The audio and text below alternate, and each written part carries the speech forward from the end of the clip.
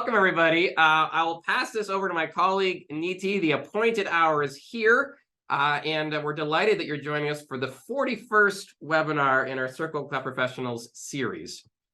Hello, everyone. I'm Niti Daftari, your host on Circle of Cleft Professionals, along with Hugh Brewster. We're delighted to welcome you to webinar number 41.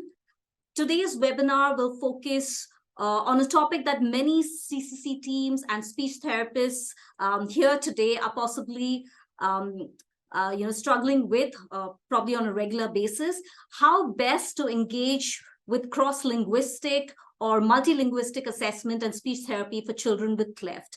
And discussing this here with us today will be Dr. Chelsea Sommer, who's joining us from Florida. We will be having simultaneous interpretation in Spanish for the entire duration of this webinar. Ben will be our interpreter, and he's joined us from Chile. At the bottom of your screen, you will see an interpretation button. If you would like to hear the rest of this webinar in Spanish, please click on that button and select Spanish. If you would like to continue in English, we recommend that you select English. This will help you hear any Spanish to English translations that could take place during the discussion. If your bandwidth allows, please keep your video on. Use chat to introduce yourself to the group and tell us where you're from. If possible, we request you to please type in your full name as your Zoom screen name.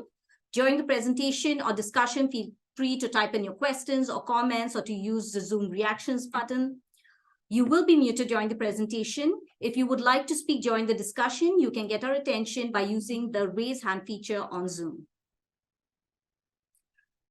Our agenda for today's hour-long webinar: we will begin with a quick COCP update. This will then be followed by a presentation by Dr. Chelsea Sommer for the first half hour, and then this will be followed by questions and discussion for the remaining half hour. We have three core objectives at the COCP. Our aim is to facilitate networking and collaboration amongst cleft professionals, to communicate the learning and impact that's happening within cleft care, and to support the growth of local teams in implementing comprehensive care. We are a network of 775 multidisciplinary cleft professionals from over 80 countries spread across the globe. And we would like to thank these 11 international charity organizations who have come together to make the COCP and all of its activities possible.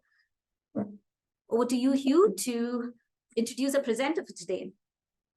Excellent. Well, thank you, Niti, and thank you everyone for joining us. If you're just coming in now, you're in the right place at the right time. Please feel free to type into the chat where you're calling in from. And I'm delighted to see some colleagues from Ethiopia. I recently had the opportunity to be there, thinking more about speech and surgery collaboration. And Ethiopia is one of those contexts where there are many different languages that are used, and speech therapists might feel like a bit of a disadvantage of saying, well, this is not, the language that some of my patients speak is not my first language. So I'm really delighted that Dr. Chelsea Sommer has come and prepared for us that sense of what her research has shown around cross-linguistic assessment and treatment of children with cleft palate in particular. She's an assistant professor at Florida International University, speech-language pathologist on the cleft palate and craniofacial team at Nicklaus Children's Hospital in Miami, and really has a specialist in speech development, global health, speech outcomes in children with cleft palate, and speech development in bilinguals, which I think has led us to the topic today. So I won't take up too much more time. I know we're going to have to spend a lot of time in the discussion that comes later. If you do have comments or questions along the way, feel free to use the chat. Professor Chelsea, tell us, what is it that has brought you today to the COCP webinar? Well, first, I just wanted to say thank you so much for this opportunity. I'm really grateful to be speaking with everyone today. And working with bilinguals is a passion of mine, and I know there can be a lot of challenges when there's not a lot of research that exists in certain areas. So today is just kind of a conglomeration of all the different works that I've done. And I hope that it's helpful to you. Fantastic. All right. Those anxious moments where we see if the technology works, and it works perfectly. Well done. Please take it away. All right. So just an overview of what we're going to be speaking about today. So first, I want to go through the impact of cleft palate on speech and resonance across languages. Then we'll go into considerations for working with Spanish speakers with cleft palate. Then I'll talk about a case study of a speech therapy approach that I used with a monolingual Nepali speaker. And then finally, I will wrap up with some resources for working with multilingual populations with cleft and craniofacial conditions. So linguistic diversity is very important. 43% of the world is bilingual, and there's an increase in immigration, which often results in an increase in multilingualism. Most speech-language pathologists, or SLPs, in the USA and Australia are monolingual English speakers, and most of the research is conducted in English and also published in English. And this can lead to barriers for English-speaking SLPs working with multilingual speakers, but also a barrier for SLPs who speak a language other than English, accessing evidence-based resources in their own language and on languages that they work with. So how does cleft palate impact speech across languages? Toddlers with cleft palate have been shown to have smaller and less diverse phonetic inventories, and this has been found in English, Danish, Slovak, and Swedish. Additionally, phonological patterns such as backing have been common across languages for children with cleft palate, and this has been shown in Arabic, Cantonese, English, Spanish, and Swedish. Generally speaking, when we talk about errors that occur in children with cleft palate, there's this concept of universal cleft speech errors, and they generally fall into two categories, either passive errors or obligatory errors, and these are due to an anatomical issue, such as a faulty velopharyngeal port. These can consist of nasal emissions, so that's when a high pressure sound is attempted. However, that child is leaking air out of the nose, or weak pressure consonants where the child attempts a high pressure sound and it just sounds weak and not as plosive and it loses that stoplight quality. And nasal realizations where that child attempts, for example, a voiced stop such as a ba, but it sounds more like an M, again due to a faulty VP mechanism. And these are thought to be more universal across languages. However, on the other side, we have active errors, which include compensatory errors or mislearned errors. These consist of glottal stops, pharyngeal fricatives, nasal fricatives, mid-dorsum palatal stops, and velar fricatives. And these are highly influenced by the languages that that child speaks, as different languages have different phonetic inventories and different high-pressure sounds. There are evidence for both active and passive patterns cross-linguistically in children with cleft palate, and these have been found in Arabic, Cantonese, Danish, Japanese, Nepali, Spanish, and Swedish. So why is the patient's language important? Well, the patient's language can impact the clinician's perceptions of resonance. So what is normal resonance? Resonance is always based on the internal standard of the clinician. So even within the United States, there are different dialects of English that may be more typical sounding to some speakers as opposed to others. And likewise, what is severe resonance? This also depends on our familiarity with speakers of that language. But also, I urge you to consider how certain scales that you may use in your clinic are influenced by that speaker's language. So for example, a common scale that I use clinically is the CAPS-A, the Americleft modification. And that scale is out of 5 points, so 0 being normal and 4 being severe. And severe, that category consists of when voice consonant sounds turn into nasal counterparts. So ba sounds turning into the does, maybe turning into the sound. And what happens in a language when that language doesn't have any voice consonants? What does severe resonance look like? So these are important things to consider when looking at outcome studies from cross-linguistic speakers. And then finally, a patient's language is important as this can impact the clinician's perceptions of articulation findings. So consider how these languages may impact your personal perceptions. And these are just a few examples of 3 languages. However, there's thousands of languages spoken throughout the world. So this is just more of a reflective point. But in Hawaiian, there are only 2 high-pressure consonant sounds. And we know that high-pressure consonants are highly susceptible to the effects of cleft palate, both passive and active errors. So if you compared a child who spoke English that has many more high pressure sounds in comparison to a child who spoke Hawaiian, you may see that that child who speaks English probably has a higher chance of having other compensatory or active errors as opposed to a child that only has 2 high pressure sounds in Hawaiian. Likewise, in the Arabic language, already within their phonological inventory are uvular, pharyngeal, and glottal consonant productions. These are not active errors. However, there's evidence that even speakers of Arabic produce active errors, as I mentioned earlier. However, we don't want to just say that these are errors. We want to make sure and check with the family, check with the interpreter as well to determine if the specific sound pattern substitutions are typical or atypical. And then finally, in French, there are nasal vowels. So consider how those nasalized vowels may impact your perception of hypernasality. So why is cross-linguistic assessment so important? Approximately 8 to 9% of children without cleft palate have a speech disorder. The rate of speech sound disorders should be similar across monolinguals and bilinguals. You should never have a disproportionate referral rate. However, unfortunately, there is a risk of misdiagnosis of speech disorders in multilingual children. So how does this relate to children with cleft palate? These are some statistics that I like to share with my class and also with caregivers of children with cleft palate. Approximately 70% of children with cleft palate require speech therapy, and 20 to 30% of children present with hypernasality and thus velopharyngeal dysfunction that requires additional surgery. These statistics should not be any higher or lower if a child has a cleft palate and is a bilingual or speaks a language other than English. We need to make sure we're assessing the child in all of their languages to make an accurate diagnosis. And also we need to do a self-reflection on our own referral rates within our own institutions to make sure that our bilinguals and speakers of other languages are not at higher or lower rates of referral for speech therapy or for VPD surgery. So this is just a little table that I made, but these are the consequences of misdiagnosis. So if there's a misdiagnosis, that child may end up in unnecessary speech therapy, which will cost time and money. They may end up with unnecessary VPD surgery, which is obviously risky and harmful.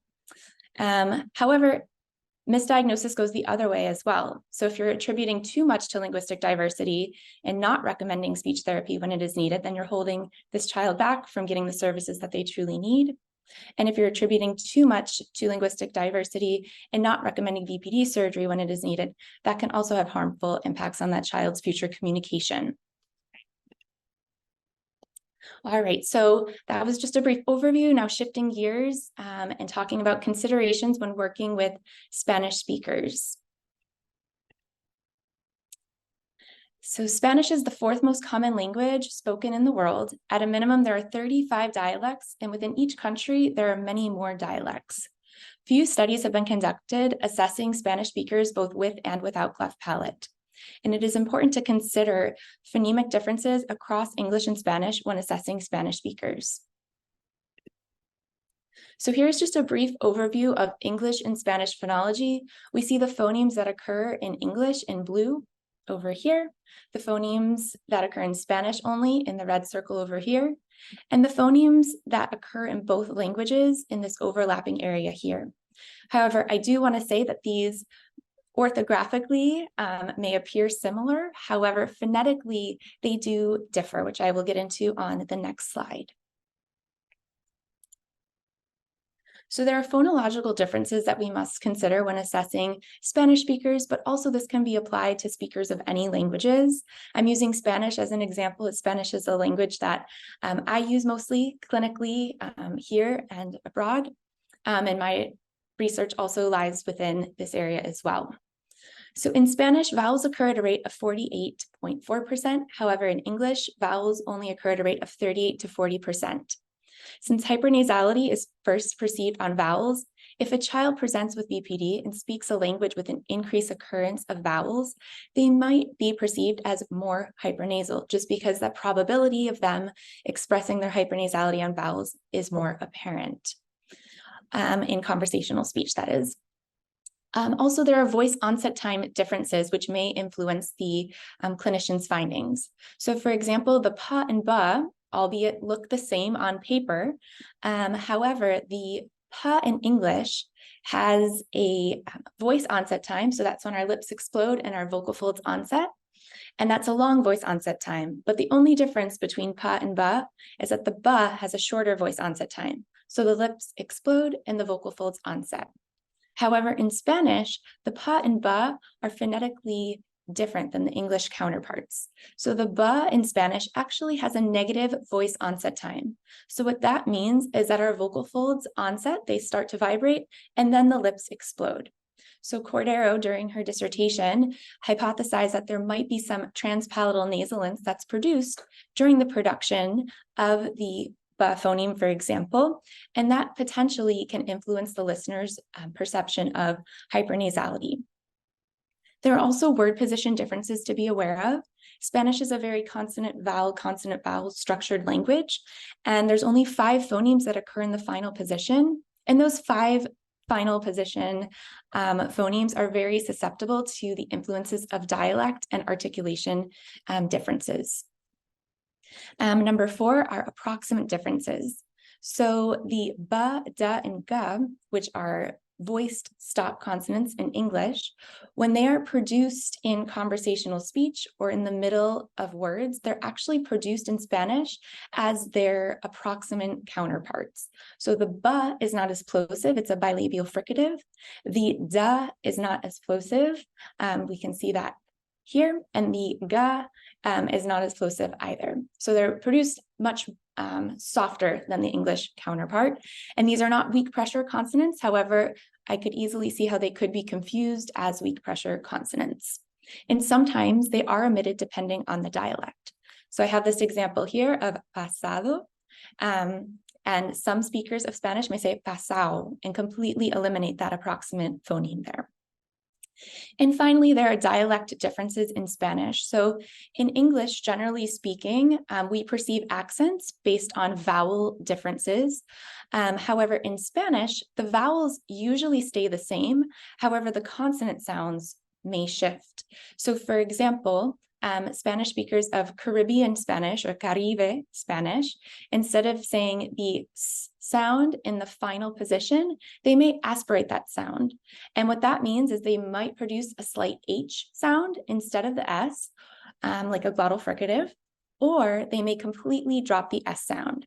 So an example here, which you may have heard before, is if somebody says the word está, it may sound like esta or eta. So both of those could easily be confused as consonant deletion or potentially even a cleft-related speech error. However, these are just some dialect differences. All right, moving on to a case study. And this case study was influenced by my knowledge of being a bilingual English-Spanish speaking speech-language pathologist. However, this was actually with a monolingual Nepali speaker. And I have to give credit to the hospital that I worked at the time. This was done at Nationwide Children's Hospital, along with my mentor, Dr. Adrian Bayless. So this case study is of a 42-month-old boy who had a cleft lip repair in Nepal. However, his palate remained unrepaired when he moved to the United States. He was a monolingual Nepali speaker, and he received his palate repair in the US at 51 months of age. After speech therapy, he still produced nasal substitutions consistently, and given his age of being 4 and a late palate repair, we decided to enroll him in speech therapy. We used a bilingual approach, and a bilingual approach is where you target phonemes that are common to both languages. So we first started targeting these phonemes common in both languages in consonant vowel syllables. So for example, pape, pipo, pu. And then I had asked the Nepali interpreter to identify 5 words that have that target phoneme, so the pa sound, in the initial position. And then we transferred the syllable learning into real words. And then we also combine this with a cleft palate speech therapy approach with exaggerated cueing and tactile cueing for these oral pressure phonemes. And all sessions and evaluations were conducted in collaboration with the family and also the Nepali interpreter at the hospital. So here's an overview of the consonants in the Nepali language. And these were the consonants here that we targeted in our speech therapy session. So we had the pa, the ba, the ta, the da. And then we didn't specifically target ka. That was kind of we had a single subject design going. And that was just our background phoneme that we always collected data on to see if that spontaneously improved over time. Just for the sake of time, I will just share our results, but training high pressure, common high pressure consonants across Nepali and English using a combination of bilingual speech therapy and cleft palate speech therapy principles led to improved articulation. This treatment illustrates the importance of analyzing the phonetic characteristics of the child's primary language and considering how this can interact with the effects of cleft palate. Even when the SLP does not speak the child's native language, speech therapy can still be delivered effectively and collaboratively with the family and interpreters in a culturally competent and evidence-based manner. All right, moving on through everything. I know we're trying to keep track of time, but I just wanted to follow up with some resources that I use clinically, and I hope that they are helpful to you as well. One of the organizations that I like to direct families to is the Children's Craniofacial Association. And specifically, they have really great handouts on working with children with syndromes, and they're written in a very family-friendly manner. And these handouts are free PDFs online, and they exist in both English and Spanish. Another resource that I like to use for assessment and treatment materials is the leadersproject.org, which is an organization that I have volunteered with since my master's program. And on that website, they have many different languages listed. And these languages, they have different assessment tools and different screener tools as well. So even though we all hope to have a Nepali interpreter next to us, there are different resources in different languages that can help you to assess speech in other languages. And then finally, another measure that I like to use both as a screener and then in assessments and also throughout therapy is the intelligibility and context scale. And this is currently in 66 languages and has been validated in approximately 18 to 20 languages with more studies underway validating this measure. But this is a free and easily accessible tool online. It was invented by Sharon McLeod and her colleagues. And when they invented this measure, they really considered the World Health Organization, the ICF, model of how children are understood in different environments. And that's why there's different questions. So how well do you understand your child, immediate family members? So they're really looking at how that child is understood across different environments. And then you come up with a score, and then you can add that into your evaluation. But again, it's free, it exists in many languages, and it's just a nice tool to use. And then Dr. McLeod, the same one who invented the ICS, also has an excellent tutorial that is open access.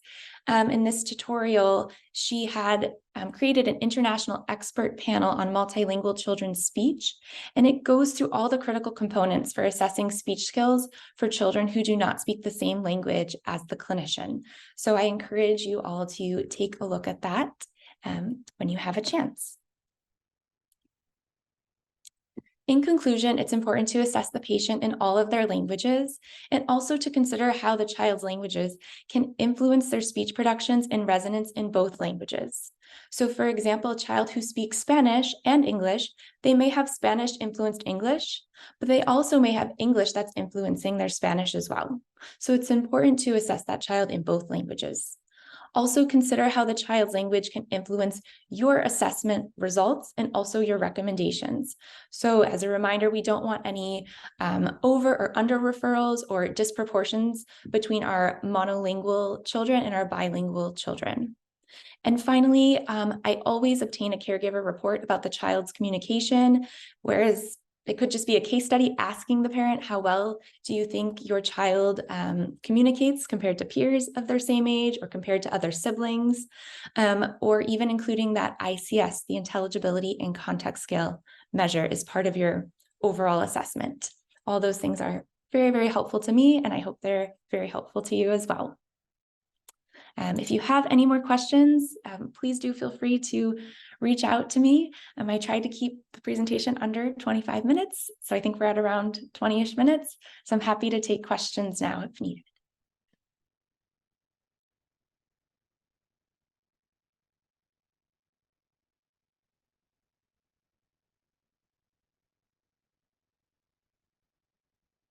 Oh, Hugh, I think you're muted, Hugh. Thank you, Chelsea. Sorry about that. I was muted for a second. I'm back now.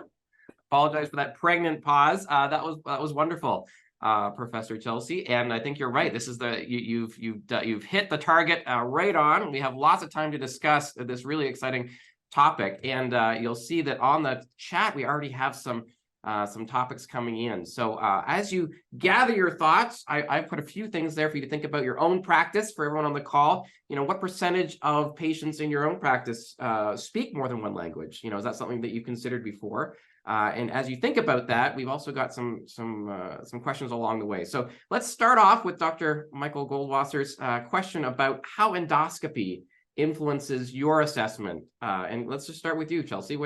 How does that change your approach in evaluating bilingual patients? Yes. So for nasoendoscopy, what I would do is I would first do the perceptual evaluation first in clinic. And then based off of the perceptual assessment in both English and Spanish, for example, I would use those same phonemes that the child could produce during endoscopy. So if there was a phoneme that the child couldn't produce due to compensatory or developmental errors, I would avoid scoping on those phonemes and just scope on the phonemes that the child can accurately produce. So that tool is quite important if you have access to it, and it can help really inform your next steps, I'm hearing. Yes. Most definitely. Very good. Thank you. And again, feel free to use the chat. You can put your hand up if you'd like to ask a question directly. From Salisbury, Matt Fells posted, what are your thoughts on the cross-linguistic analysis in the recent TOPS publication? And we'll talk a little more what that means. Given the complexities of the different languages you have amazingly described, can meaningful cross-linguistic analysis be made on single words rather than connected speech? So there's a bunch there, but I don't know how you want to tackle that. Yes. You want to start with explaining what TOPS is about, if that's familiar to you, and then we'll go from there? Yes. So the timing of palatal surgery, and I know there's people on the call who are definitely part of that, much more so than myself. I was not involved in that project. However, I have seen them present on it, and I think it's fantastic work, and I applaud you all for doing that project. So I agree. We always talk about how conversational speech is the best for measuring hypernasality, but it is really tricky to, measure apples and apples, right? In English versus Spanish, right? I talked about the vowel distribution differences across those languages. So even conversationally speaking to a Spanish speaker, they already have a higher rate of vowels. So I understand why single words were chosen, because it's easier within a phonetic context to try and balance what you're measuring to make sure it's equal across all the different languages spoken in Europe. So I applaud you for, considering cross-linguistic assessment in the methodology even, because it would be interesting as well to see how conversational speech across those languages influence that, but I understand why single words were chosen. Excellent. Thank you. And we're getting some good links going in the chat, and thank you again for that explanation. Timing of palatal surgery and with the acronym TOPS, very helpful. Chelsea, you mentioned this idea of checking in with parents. How does that work? What protocols do you follow in your practice around engagement with parents? What are some things we should be thinking about, especially when we know that a child, for example, is speaking not necessarily just the dominant language for the culture at home? Yes. So one of the main questions I like to ask is, how well do you think your child's speech compares to siblings of the same age or their own peers? That's a really great question, just based off of the child's community. If they are, performing at par with their peers, or if the parent thinks that that child is performing similarly to their peers, then usually it's not of concern. We've found time and time again with research that parents are reliable informants of concerns with their child's speech. There's always that occasional, not in line, but for the most part, caregivers are very attuned to their child's needs, and will bring up speech differences. So I always include a caregiver report, and they're around the child more than we are. Even though the speech therapist is taking, 30 minutes to an hour of their time to speak with them, the caregiver knows that child in their true environment. So I always include that in an evaluation. Great. So let's break down to brass tacks then. How does that look? So you have a patient who's been referred to you as part of your team. You have some concerns about their speech because of their palate surgery, which we saw from your research, 70% of palate patients will require some sort of assistance. So how does that look? How do you engage with parents? How do you fit that into your workflow? Yeah, it depends. If it's a child coming for the first time, or even some of my earlier patients, what we call our pre-linguistic evaluation, or right before their palate repair, after their palate repair, I will tell the family members, these are the statistics that we have here in the US or in the UK on monolingual English speakers. So there is a high chance that your child will need speech therapy, or a 20 to 30% chance that your child may need another surgery. And that's really where I advocate for their annual visit. So at our institution, they come back annually because anything can change with resonance over time. And likewise with speech, even though some errors may be developmental to start with. So for example, W for R, if a child says like Wayne instead of rain, that may be okay if the child's 3, but if that child continues with that error and they're now, 7, 8, then that is an error. So that's why we tell the family. Super cute at 3. It's definitely super cute at 3, less cute at 8, but yeah. Yes.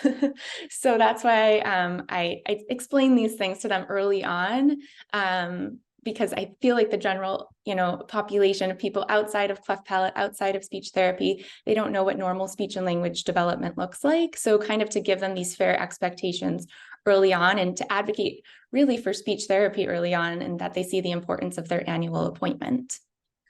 Right. So I'm hearing there's an education component to your engagement with parents, but also for you, it's a really important data gathering exercise, really just understanding if parents are reliable interpreters of what's going on, they give you that context. It's a two-way street. You're providing some education, you're giving some hints as to why jumping into this trajectory of speech therapy might be helpful, but also you're listening carefully about what the parents' experiences of their child's speech in the community, for example. Yes, absolutely. Yes. And I see Felicity, your hand's up. I don't want to leave you waiting too long. Go ahead, please. If I may, thanks very much. Firstly, Chelsea, really super presentation. Thank you. Thank you. Very thoughtful, knowledgeable, and a useful reference. Thank you. Really enjoyed that. I had 2 questions, if I may, and a comment. I'll briefly ask. So, when we are advising parents and families of good sounds to model in babies versus ones that we discourage. So in English, we would discourage the growling back at a baby, the pharyngeal, glottal, or pharyngeal and velar fricatives. However, if a baby's growing up in an Arabic English-speaking family, we wouldn't give that same advice to discourage velar fricatives. So how would you tailor that early modeling? It gets a lot more complex in a bilingual setting, and it gets complex in different languages. So it would be really nice, because family model what babies say. And sometimes for patients with clefts, it can be really harmful because you're perpetuating the wrong sounds. So that was one question. The other was about your comment, your slide, where you said the statistics of kids needing speech therapy should not be any higher or lower if a child has cleft palate and is bilingual. I'm not sure if data exists on this, but it would be lovely to know if, as you say in Hawaiian, there are only 2 high pressure consonants, the demands on a repaired palate, and therefore the likelihood of compensatory articulation should be lower, arguably making the need for speech therapy to correct it lower. I'd love your thoughts on that. It might be that we don't yet have answers. And if I comment, because I have to say this, you quoted Debbie's paper, and I know Debbie's on the call, she may wish to comment. It goes back to 2001, where 70% of kids with cleft palate require speech therapy. I guess I want to put that in historical context. That was a report that reflects the patients studied. And I fear it's a cop-out for poor outcomes in surgery. It's a cop-out for surgeons, and it sets the bar too low for that to be too perpetuated. And I would say it doesn't have to be that high. So just a warning, because I care about surgeons not doing harm, and setting the bar higher is not a bad thing. Sorry. Yeah. Thanks. You have two big topics there, Dr. Felicity, but let's start with Chelsea. Do you want to start with the first one first, and then we'll talk a little bit about the impact of palate repair and speech therapy in a second. Yes. Yes. What was the first question? Sorry, I was really thinking about your last point there. Of how much I loved your talk and how stimulating it was. Advice on the right model. So I would tell the family just to narrate their day as they normally would. Don't change their productions. However, if they heard like a glottal production or a uvula production in place of an oral sound where it shouldn't be, I would tell them to recast, so remodel the correct production of that and not influence the growl or the backed production. So thank you for that. And then your second question was about the theory behind how there shouldn't be an over or under referral. Yes, there has not been a study done specifically on Hawaiian, but you are correct. In theory, there should be a less frequently occurring need for speech therapy.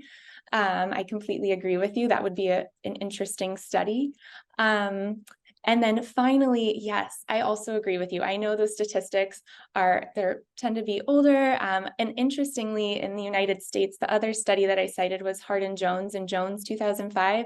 And they found that 68% of preschoolers needed speech therapy, which was kind of in line with Dr. Sell's work. And then the AmeriClef group had a poster on the referral rates of speech therapy in the States, and it was around like 75% as well. So unfortunately, the stats aren't changing, but I understand. I think we need to set the bar higher. Might I suggest we give a range? Yeah, so absolutely. There is so instead of 20 to 30% or whatever have hypernasality, here's a range, because I do think for new cleft surgeons reading, that's kind of, 70% are going to have a problem anyway, 30% are going to present with hypernasality. I know it's not the topic at hand, but it matters. Noted. Yeah, Listen, we get it. Yeah, that's great. Absolutely. I think on the other end, right, as we talked about, Chelsea, one of the risks of speech therapists not being aware of the multilingual nature is unnecessary referrals, right? That we're trying to have surgeons address challenges that are not actually, errors or problems with the speech, but are actually just to do with the child's context. Is that correct? Absolutely. So yes, I agree. I'll definitely include a range as well, because it does range as well across like countries. So depending on, I know there's a study from Mexico with Maria Pamplona's work that she's done. And typically we say about 20% of kids produce compensatory articulations based off the research in the States and in the UK. However, we know that in lower middle income countries with fewer resources, sometimes those kids who are presenting to speech therapy are the ones who do have severe misarticulations and compensatory errors. So sometimes those research studies are more based off of a convenient sample. So they're not seeing all of their kids they repaired. They're only seeing the kids who are coming back who are very, very severe. So that's why some of the stats are a little bit tricky and may over-represent some disorders. Thanks, Chelsea. So jumping back into the chat, Michael Nebecker, who has a particular interest in Oaxaca. We have some colleagues in Chiapas today too. Tell us, do you know anything about some of these Latin American contexts, which I know are close to your heart, where speakers, at home might speak Mixteca, Zapoteca, other indigenous languages, and how that maps with Spanish? Great, another great question. I know that Dr. Kate Crowley recently went to Oaxaca, and she developed a Zapotec screener. I don't know if it's on Leaders Project yet, but I know that she has that underway. I will say the indigenous languages that I have worked with differ a lot from Spanish, because Spanish was, brought over as a colonized language, whereas the indigenous languages are completely different. And actually, there's some words in Spanish that are influenced by the indigenous languages. But yes, so vowel distribution as well, for example, in Quechua is different. So sometimes you'll even hear, like we have Spanish influenced English, but you'll even hear the speakers of Quechua in Spanish, you'll hear the differences in their Spanish influenced by the Quechua, which is really interesting. Their vowels are a little bit different. It's like hearing an accent in English, like, if somebody's from the UK, for example, or, but that speaker probably speaks Quechua or another language. So even when I'm abroad, I always ask, what languages are spoken in the home? And sometimes languages are stigmatized all around the world. So I say, it's okay to speak another language, but giving me all the information will be helpful for me in evaluating your child. Lovely. Thank you. Great, and I think one of the, as a non-speech therapist, and there are several of us on this call, one of the things that really stood out to me was that Venn diagram you presented of, the differences between English and Spanish, for example. My question to the group really is, do you have access to even that kind of graphic display about the languages that are common in your region? And again, I'm seeing several colleagues from Ethiopia who are working in a variety of different contexts. Is that research, Chelsea, something that's accessible, or is that something still to be done? Is that something maybe even people on this call could contribute to, that kind of analysis of, the dominant language that many of the speech therapists would be trained in or speak versus some of the other languages that are common and patients would present with? Absolutely. If anybody wants to undertake a project with me, I would love to do something like that that's helpful for cross-linguistic assessment. I had made that Venn diagram as part of my dissertation to share knowledge on English and Spanish differences. But I think it would be really helpful clinically as well to speak with parents or providers who aren't speech language pathologists as well to explain phonemic differences. Thank you. So jumping back into the chat, Sarah has brought up this idea that it's not just among speech therapists and parents that we're talking about, but also, sharing this information about bilingualism on the team. Have you found any strategies that are effective in bringing your whole team into the awareness of what that means and how that can influence a patient's treatment journey? Absolutely. And I think it depends on where you are. Right now I'm in Miami, Florida. So everyone, for the most part on our team, is bilingual or is a bilingual provider. But in other contexts, I help with the CORENET study, which is the Cleft Outcomes Research Network in the US. And I helped to train everybody on bilingual phonology. So I talked about what is English, what is Spanish, and we looked at balancing out phrases for English and Spanish. So kind of like for the TOPS trial, they did single words because they had many languages to look at. We just have English and Spanish in the CORENET study. So we tried to make balanced phrases. So balanced in terms of the phonemes that we're looking at and high vowels and low vowels. So I think it depends on, where you're working. That was a great opportunity for me to share with our outcome study in the US about Spanish and English phonology. And it may have been newer information to some people, maybe not to others from Miami on the call, but yeah, I think it was helpful to everyone in the States. Great. And Savitha, thank you for bringing us in some examples from India, where we know that's another multilingual context. I don't know if you want to expand on that. I'll read your comment, though. So one strategy we follow in India while dealing with the multilingual population is eliciting from the sample from the parent before eliciting from the child. And then the parent's sample then serves as a model and helps in perceptually rating the child's sample. Do you want to comment on that, Chelsea? Yes, I think that's also a fantastic idea so that you get an idea of what that patient's dialect is at home. Something that I've run into in the US, even the Nepali interpreter that I had in the hospital, he sometimes, so we always got a different interpreter, number one, and every interpreter spoke like a different dialect of Nepali, but the one consistent person who spoke the same Nepali was the mom who brought her child to that session. So I think even though we work with interpreters and we can speak other languages, I think the parents, the caregiver's example of that language is the best because they're most representative of that child's linguistic environment. Thank you. Zainal has come up with an interesting point. Have you had cases where a child without cleft starts to adopt the speech pattern of a mom who has cleft? So like with a late palatoplasty with residual hypernasality. Is that something you've come across? And if so, how did you manage that? I have not come across that. And I'm thinking of all the examples of, older patients who I've worked with in Peru who have compensatory errors and hypernasality, and their kids grow up and, their speech is just fine.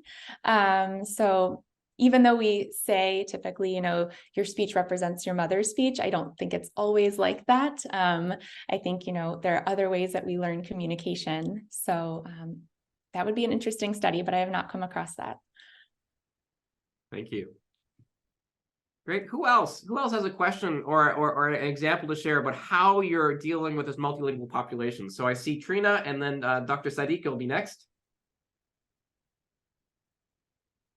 Hi, and thank you, Chelsea, for a really, really interesting talk. Some really good information there. Just back to the one about a child imitating a parent's speech. I've had siblings where the older sibling had a cleft palate and a younger sibling was imitated the older sibling. But it would have tended to have been more the learnt pattern, like a nasal fricative where all the sound comes down through the nose, which is a learnt pattern. And it was just regular speech therapy for that child and building up awareness. But I haven't seen it with the mother, but certainly I've seen it with siblings. Interesting. Thank you. Dr. Sadiq, did you have a question or a comment also? Thank you very much for all your presentation, Dr. Chilsa. I write it in the chat. Thank you very much. Do you recommend basic exercise to be given to family of patient with a cleft palate, and at what age you recommend the starting of treatment? Great question. So I recommend starting treatment whenever it's necessary. So even at the pre-linguistic evaluation around like 9 to 10 months, I will ask the family kind of some basic universal speech and language development questions, regardless of bilingualism and regardless of cleft status, but looking for delays in comprehension, looking for canonical babbling. So that means if they have a consonant and vowel, so if they're saying ba, ba, ba, if they don't have that at 10 months, that can be a referral for speech therapy right then and there. So I know sometimes people think, you have to wait for the palate to be repaired, but there are other delays that can warrant a referral to speech and language therapy early on, even before palate repair. For Arabic, there is the difference between Arabic and English in the starting of treatment? I would say that would be the same. So I would be looking for, delays in comprehension and also canonical babbling and making sure that they have although children with cleft palate cannot produce high pressure sounds often before cleft palate repair, if they're able to produce M and N and ya and wa, I look for those sounds as well. If a parent comes to me and the child's 10 months and they don't have canonical babbling and they just have vowels, that's a big red flag for me in any language. So that's when you can make that referral. Thank you very much. So the starting point is at 8 months. Nearly. 8 months, yes. For the most part, yeah, you could do your eval then. Down for a specific yeah, I know. It's tricky. And It depends on when that kid is signed up for palate surgery, to be honest with you. So if they're signed up to have their surgery at 10 months, here in the States, at our institution, it varies across institutions, even in the US, but we do the palate repair between 10 and 12 months. So typically we're seeing these kids around 8 to 10 months. The second question, do you recommend postponing the surgery of the cleft palate to 1 year and a half? I would not recommend that as a speech therapist. We're always advocating for earlier palate repairs because we don't want their babbling influenced by their cleft palate. And we know that babbling is really the precursor to speech development. So if children aren't able to babble correctly, typically their speech is impacted, and it's really a long-lasting domino effect. So we always advocate for early palate repair being better. Thanks for these. Sorry for that. Thank you. Thank you very much. Yeah, no, that's great, Dr. Siddiq. Thank you for these practice, and thank you for getting right into the weeds. Chelsea, one other weed question that I have is, how do you know? How do you know whether what languages a child speaks in the home? Like, what's your process? Sometimes obviously children present. You can tell. You mentioned from their accented English example in Miami, but is there a way, for those of us on the call who don't have a systematic way of assessing that? I think we maybe assume, but how do you follow to make sure that you're not missing something important in your treatment pathway?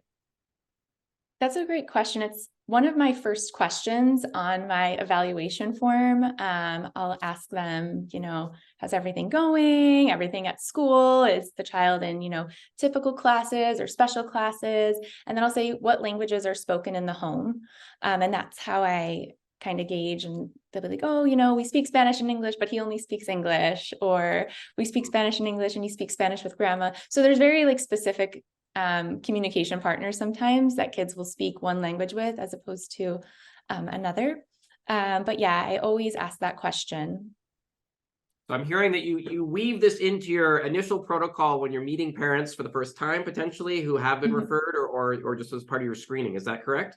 Yeah, and every evaluation, whether it's a screener or a full evaluation, I always like to include it in the report, because it's also important if you have to call the family as well to know what languages they speak, because if you just leave a phone message in English, nothing will get relayed, unfortunately. So I always like to make sure that we're aligning and tailoring our speech to theirs. Fantastic. Yeah, very helpful. So one other element that you mentioned, which is maybe new to some people on this call as they're developing their speech practice, is around the ICS. Can you say a little bit more about how you use that, how you came across that, and if someone's looking to get started on some of these kinds of outcome measures that could tie into how really being able to learn from how the experience of bilinguals in their treatment pathway works. What would you recommend for someone who's looking into the ICS for the first time, or how you get started with it? Yeah, so the ICS is a very simple, easy tool to use. And again, it's free and easily accessible online. It was developed fairly recently in 2012 in English as a screener tool for preschoolers without cleft palate in Australia. And then it was translated into 66 languages at present and validated in approximately 18 to 20. There's studies underway, but I started using it clinically in 2016 when I was at Nationwide Children's Hospital, and we would just give it to all the families just to check in and see, how does that parent perceive that child's speech to be at home? We would also give other measures, for example, the VELO, which is used, and that's another outcome measure. So asking about, does air come out the nose often? And various questions kind of getting at velopharyngeal functioning. But there were just a bunch of parent measures that we would give the families. I've also used that in my dissertation data as well, because I was interested in seeing how the ICS works cross-culturally, because sometimes it's not necessarily the language, because even though we're in Miami and everyone speaks Spanish and English, we're pretty much part of a similar culture, but taking a Spanish form and using it in Peru with that Likert scale, like how often do you understand your child? Always, sometimes, usually.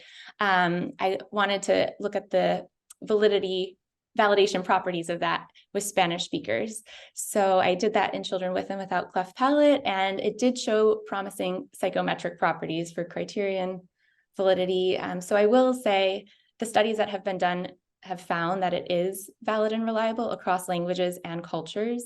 And there is a study as well out of the UK with the Cleft Collective, and they looked at a cohort of children with the ICS I believe they were at 3 years of age, and they looked at their intelligibility. So that's a great study to look at as well, because there's not many studies that are using it in kids with cleft. So that's one of the first ones.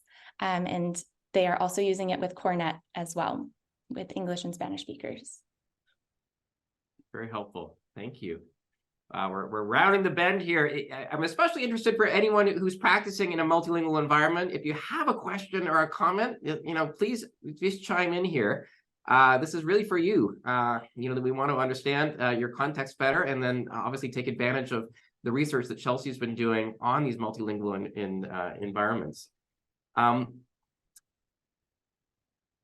So I guess one of the other pieces that's really coming to the surface for me is, if your team has not really done a bit of a review overall of the kinds of languages that are spoken, the context that parents are facing, that could be a really interesting first step, really, to understand. The Nepali example, I can't imagine there's a huge Nepali cleft palate community in Miami, but that's really helpful, right? The idea of like, oh, it sounds like you had to really do some research and prepare specifically for that patient, because coming in blind to understanding what the Nepali language situation would be really limits your ability to make effective recommendations for the future. Is that right?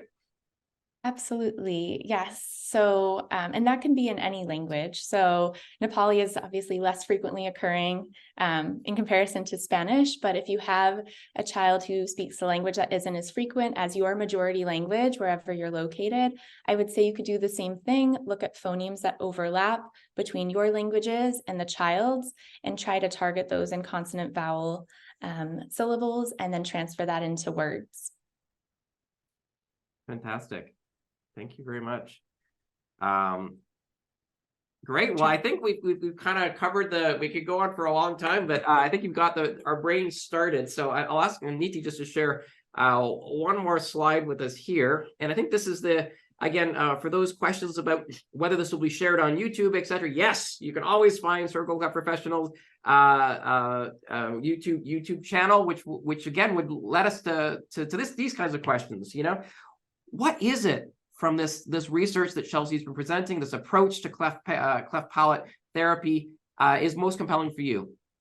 What is the step that you need to take with your team in better understanding, the linguistical landscape, potentially even, Chelsea's opened the door a little bit to some research that might need to happen in building these Venn diagrams around thinking about the common languages that you face. But what is that next step that you'll share? And I think overall, we're going back to Felicity's point from the beginning of that this points to not only the cleft therapist, a speech therapist approach, but also in that dialogue that goes back to the surgeon and the rest of the team to ensure that we're making the best use of the parent's time and the patient's time in this trajectory towards full and clear communication, but also that we're not doing unnecessary things, and that without that kind of thoughtfulness around where we're coming from. I think, Chelsea, you pointed to the danger, really, that we're making incorrect recommendations back to the team, and that could lead really to losing time. Is that a fair assessment?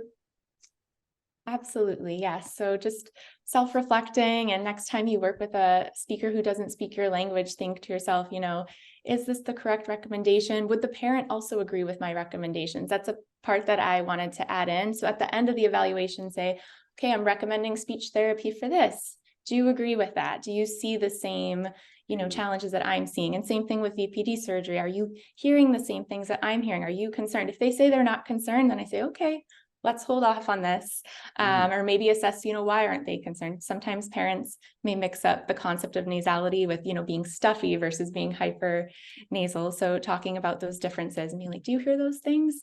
If they still say no, then again, I wouldn't say it's concerning. And I would also ask the kid too, if they were older, sometimes they're teenagers, are you concerned? Do you think your speech sounds different? And then sometimes they might come around and say, yeah, like I do sound different from my peers, or yeah, I don't want to raise my hand in class because I get some air out of the nose. Be like, yeah, that is different. So maybe we should take a look at why that's happening and then recommend the scope. Excellent. So a key theme within this can be not only the specifics around multilinguals, but you're really pointing to the sense of how do parents' input and their assessment fit into our approach as a comprehensive cleft care team, and how can we share that information so that we're making good decisions about a treatment pathway, no matter what our specialty is. That's come through clear as a bell, Chelsea, and I'm really grateful for your talk. You'll see in the chat lots of praise and accolades for what you brought to us. Thank you for leading us in this discussion. And yeah, stay tuned for this to be posted to YouTube. We'll continue the conversation. You can follow along on our various social channels, and we're grateful for you making time today. Thank you so much, everyone, and we'll see you next time. Thanks, everyone.